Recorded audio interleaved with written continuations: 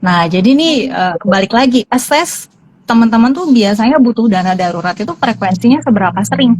Apakah bulanan atau bisa mingguan atau ternyata jarang-jarang? Ya kalau jarang-jarang kan sebenarnya taruh di deposito bulanan juga it's fine gitu ya. Terus reksadana pasar uang itu juga kan lumayan stabil gitu ya. Dan pencairannya kan cuma butuh H+2. Jadi itu juga aman, oke. Nah, yang ketiga itu bisa taruh di emas. Tapi emas ini eh, karena komoditi ya, jadi ada resiko fluktuasi harga. Jadi kalau teman-teman naruh di emas, emas itu kan kita selalu bilang itu instrumen untuk hedging atau lindung nilai gitu ya. Kalau ini jangan emas maksudnya ya? Atau logam mulia ya. Oh, logam mulia ya teman-teman, diperjelas. Logam mulia ya. Bukan mas-mas sugar mas-mas gitu bukan. Tapi logam mulia.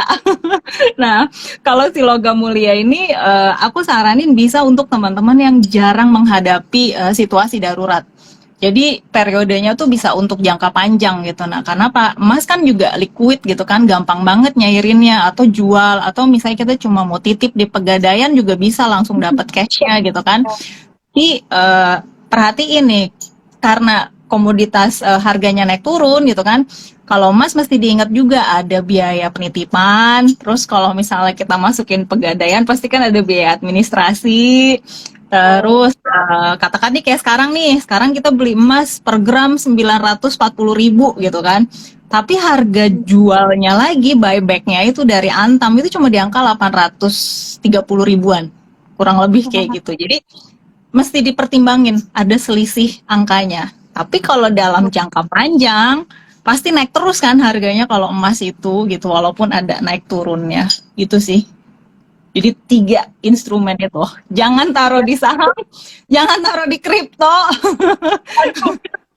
Jangan. Waduh, jangan. Jadi Jangan pertama ya. tuh tabungan, baru atau deposito, Yes. reksadana juga bisa, reksadana pasar uang ataupun pendapatan tetap tapi yang stabil. Dan Stabil. terakhir emas logam mulia LM. Logam mulia. Kayaknya terjawab nih pertanyaan dari Mas Sigeje. Ya, kalau ditaruh di reksadana pendapatan tetap gimana? Bisa tapi pilih yang stabil ya Mas, jadi lebih safe. Gitu. Wah, GoVapes habis diisi terus dipakai buat belanja. Ah, jangan.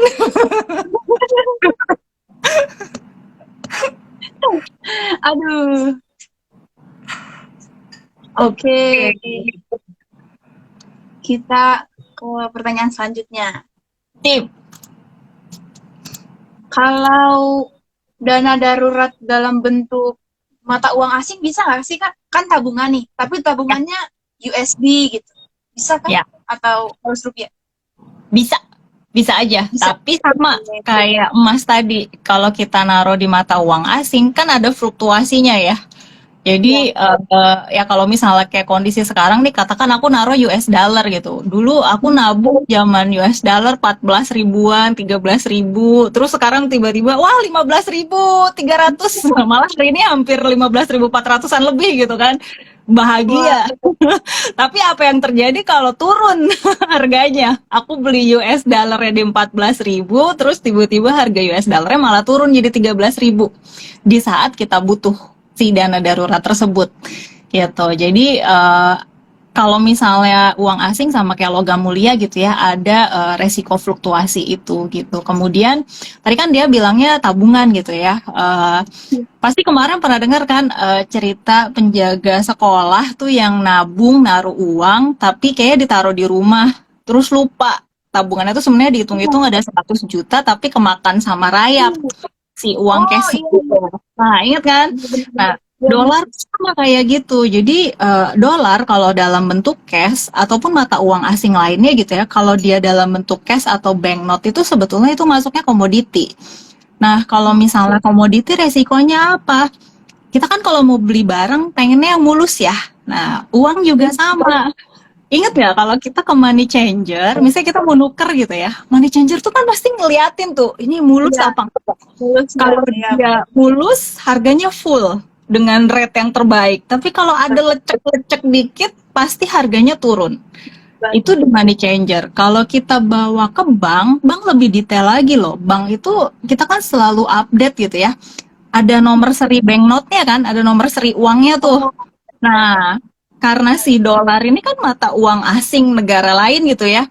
Negara kita aja deh gitu. Kita punya rupiah ganti-ganti desainnya kan. Nah, iya. kita kadang lupa tuh naruh USD terus tiba-tiba atau pound sterling deh misalnya sekarang gitu ya. Kita naruh pound sterling masih yang gambarnya almarhumah Ratu Elizabeth. Terus nanti tiba-tiba ada pound sterling yang udah seri baru gambarnya Raja Charles gitu kan. Terus yang Ratu Elizabeth nanti nggak berlaku lagi. Tapi karena kita nggak tinggal di Inggris, kita nggak update.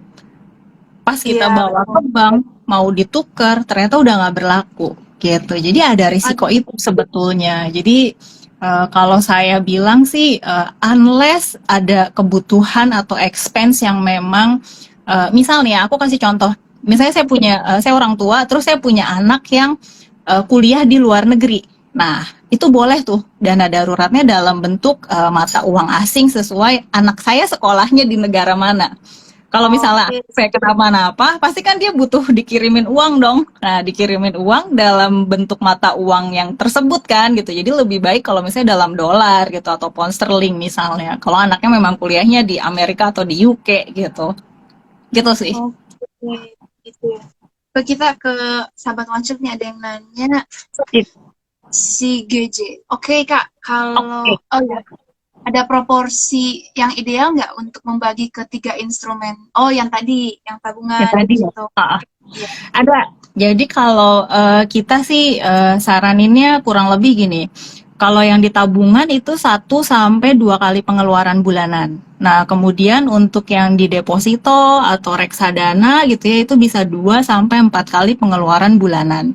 Jadi kan kalau misalnya kita ambil yang maksimumnya 2 di tabungan, 4 di deposito atau reksadana gitu ya, kan sebenarnya udah mumpuni tuh ya 6 kali pengeluaran bulanan untuk dana darurat. Tapi kalau misalnya punya dana lebih gitu dan memang maunya punya 12 kali pengeluaran bulanan, sisanya itu bisa ditaruh di logam mulia gitu. Betul. Jadi ibaratnya kalau pas kita lagi butuh dana darurat kan jarang ya kita butuhnya sampai segede itu bakal kepake semua gitu. Jadi pasti yang apa yang akan dipakai duluan kan yang di tabungan dan deposito atau reksadana gitu. Yang di logam mulianya kan nggak akan kepake juga sih sebenarnya jarang-jarang gitu. Jadi kita taruh di logam mulia tuh lumayan buat hedging atau lindung nilai gitu. Oke, semoga terjawab ya. Oke, ada pertanyaan juga nih dari Mbak Ya, Agnes. Kalau untuk yang berkeluarga, dana darurat harus masuk anggaran pengeluaran per bulan nggak? Biar yes, bisa dicicil. harus harus Oke. karena jadi sama kayak tadi gitu ya. Jadi dari anggaran keluarga itu kalau kita masuk ke kalkulator OS Plan gitu ya, 10 sampai 15% itu kan kita menyisihkan untuk tabungan dan investasi. Nah, kalau misalnya kita dana daruratnya memang belum terpenuhi goalsnya, difokuskan untuk ke situ dulu gitu, untuk ngisi si dana darurat sampai angka dana daruratnya terpenuhi. Kalau itu sudah terpenuhi, biaya yang 10 sampai 15% dari anggaran itu baru bisa untuk investasi. Gitu. Oke, semoga menjawab. Oh iya, Kak. Oh iya, ini ada dari yang tadi, Kak. Kalau aku punya pemikiran gini, selama darurat belum penuh untuk jaga-jaga pengeluaran, darurat pakai kredit card dulu. Oh, boleh nggak, Kak? Kredit card dulu. Oke, aku jawabnya kalau yang ini boleh, tapi dengan syarat. Dengan syarat ketika kita pakai gitu ya, harus langsung dibayar. Kan kita kalau pakai kredit card itu keuntungannya, misalnya saya gesek bulan ini gitu, tagihannya baru keluar bulan depan kan. Aku baru mesti bayarnya akhir bulan depan gitu. Jadi saya punya waktu sekitar sebulanan untuk bayar si kredit card, limit kredit card yang terpakai untuk dana darurat tersebut gitu. Jadi boleh apa enggak? Boleh. Tapi tagihan kartu kreditnya yang di bulan depan muncul dari penggunaan kondisi darurat, itu harus langsung dibayar full. Jangan sampai nggak dibayar. Karena apa? Kartu kredit itu kan bunganya besar ya, 1,75% per bulan. Pasti Iya. rata-rata di atas 20% dalam setahun. Kebayang nggak kalau kita naruh di reksadana pasar uang aja yang kita ambil minimal 5% setahun gitu ya, kan masih nggak nutup gitu ya. Jadi sayang gitu kalau pakai kredit card itu bahayanya begitu. Tapi possible nggak ada situasi seperti itu possible? Contohnya apa? Eh, Misalnya nih, saya mendadak sakit, terus saya mesti emergency situation lah ya gitu. Terus pergi ke rumah sakit yang terdekat dan ternyata rumah sakit yang terdekat itu dia nggak nerima BPJS, terus dia nggak nerima asuransi yang saya punya. Nah, biasanya kalau saya emergency dan harus nginep, pasti kan rumah sakit itu minta jaminan kan. Nih, minta jaminan dulu, kamu sanggup bayar apa enggak nih? Bisa 10, 20 juta di depan gitu kan kadang-kadang gitu. Nah, di situ kartu kredit berfungsi gitu. Karena kan kita lagi sakit, lagi panik, mending kalau ada yang nganter. Kalau nggak ada yang nganter, kita pergi sendirian gitu kan, cuma bawa dompet gitu ya. Jadi, oh ya udah, pakai ini dulu deh, Mbak, kartu kredit gitu. Nah, itu salah satu fungsinya kartu kredit untuk situasi darurat gitu. Tapi prinsipnya, ketika tagihan kartu kredit tersebut muncul, langsung dibayar full. Dan jangan lupa dana daruratnya diisi lagi. Jangan keterusan pakai kartu kredit terus dibayar pakai dana darurat tapi lupa nggak diisi ulang. Aduh, iya. Pokoknya ingat kalau udah habis dana daruratnya, isi lagi. Yes, betul. Agar Oh, sederhana ini dana darurat. Iya, betul sekali. Kasih GJ. Jadi jangan ngambil dana darurat untuk hal-hal yang bukan darurat. Betul ya, sekali. namanya aja dana darurat ya. Betul, betul. Jadi mungkin kita bahas contoh kali ya Dea ya. Contoh-contoh darurat. Kalau Boleh. tadi kan misalnya sakit gitu ya, bisa saya yang sakit, bisa keluarga yang sakit gitu kan. Eh, kita nggak tahu lah ya, kadang itu syukur-syukur di cover asuransi, tapi kadang kalau nggak di cover asuransi atau ternyata asuransinya cuma covernya minimal ya kan kita mesti rogoh kocek sendiri gitu kan, itu situasi darurat. Terus kalau PHK, kehilangan pekerjaan udah pasti lah ya, itu juga darurat gitu. Terus situasi apa lagi? Laptop Mobil. rusak. Ya, laptop Online class nggak rusak. bisa. Berarti kalau buat mahasiswa kan laptop rusak itu sangat penting ya. Jadi nggak bisa kerja. Terus mungkin kalau dia punya sampingan ngetik atau apa freelancer, copywriter, SEO atau mesti update-update kayak gini gitu kan. Laptop dan handphone rusak itu kan kebutuhan darurat gitu. Ketika dua alat ini digunakan sebagai peralatan untuk menghasilkan uang. Nah, itu rusak ya mesti diganti gitu kan. Itu bisa pakai dana darurat. Terus apalagi misalnya mobil rusak.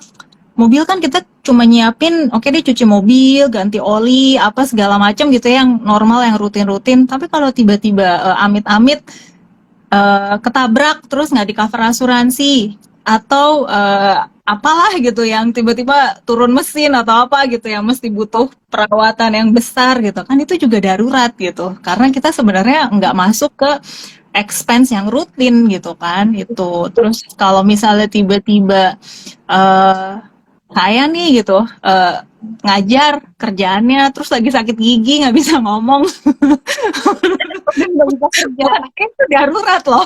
Saya mesti cepet-cepet ke dokter gigi, walaupun itu nggak di cover asuransi gitu kan. Ya, biaya kesehatan gitu ya, biaya kesehatan yang nggak di cover asuransi dan mendadak terjadi kita sakit, itu pun situasi darurat gitu.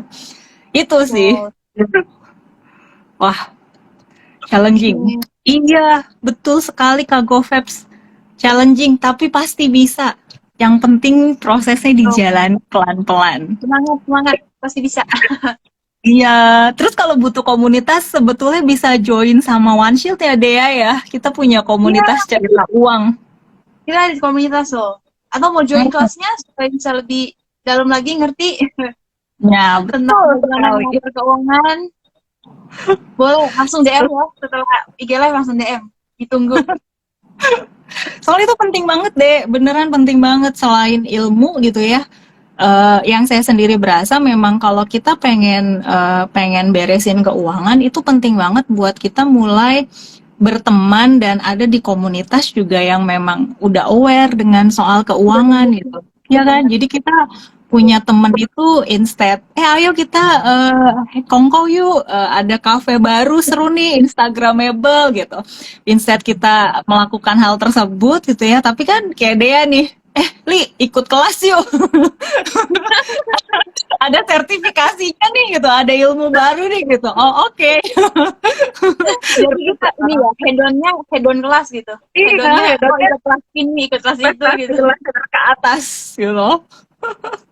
Terus sama bisa disemangatin juga nih kayak Kak GoVapes kalau di komunitas cerita uang kan sama-sama ada temennya gitu. Oh ya sama-sama ngumpulin dana darurat. Jadi kita bisa ada badi-badian, bisa saling ngecek kamu udah berapa dana daruratnya gitu, udah berapa persen.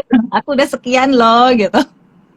Kita juga ada challenge kan kayak 1 bulan kita pasti waktu itu detox keuangan gitu-gitu. Itu keren sih. Betul sekali. Oke Kak, tadi tuh udah ini ya, udah apa yang harus dilakukan dengan dana darurat dan segala macam yang positifnya gitu. Yep. Nah dia mau nanya nih, apa yang tidak boleh dilakukan dengan dana darurat? Tidak boleh belanja tas mahal atau tas bermerek yang sebenarnya kita nggak butuh. Tidak boleh belanja barang-barang yang konsumtif lah. Intinya sih itu. Kita nggak boleh belanja barang-barang yang konsumtif, itu satu. Terus yang kedua, ini real case nih ya, cerita dari salah satu klien gitu. Beliau punya dana darurat gitu, tapi kemudian karena diiming-imingi keuntungan profit 1% sehari gitu kan, akhirnya dana darurat itu untuk si trading, dan tradingnya dititipin sama orang, dia nggak melakukan sendiri gitu. Dilalahnya gitu ya, ternyata malah tradingnya itu investasi bodong. Akhirnya dana daruratnya boro-boro 1% sehari gitu. Iya sih sempat sebulan pertama berhasil gitu ya, dia dapat profit mungkin sekitar 50 US dollar gitu, tapi kemudian udah gitu hilang. Nggak bisa di withdraw si dana daruratnya itu yang kurang lebih sekitar 15 jutaan. Jadi ya boncos gitu kan sebenarnya gitu. Nah, padahal itu dana darurat gitu kan, betul. Terus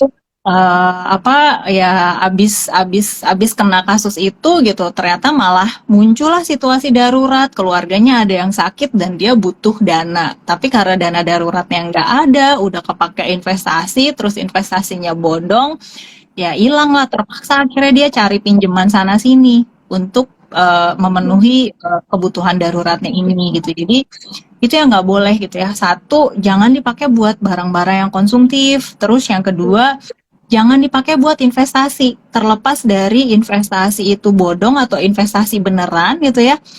Yang namanya investasi itu kan tetap ada risikonya ya gitu. Jadi dana darurat penuhin dulu, nanti sisa dari dana daruratnya itu, maksudnya dana darurat terpenuhi, terus tiap bulan kan kita ada jatah yang nabung dan investasi kan 10-15%. Nah itu baru dipakai investasi.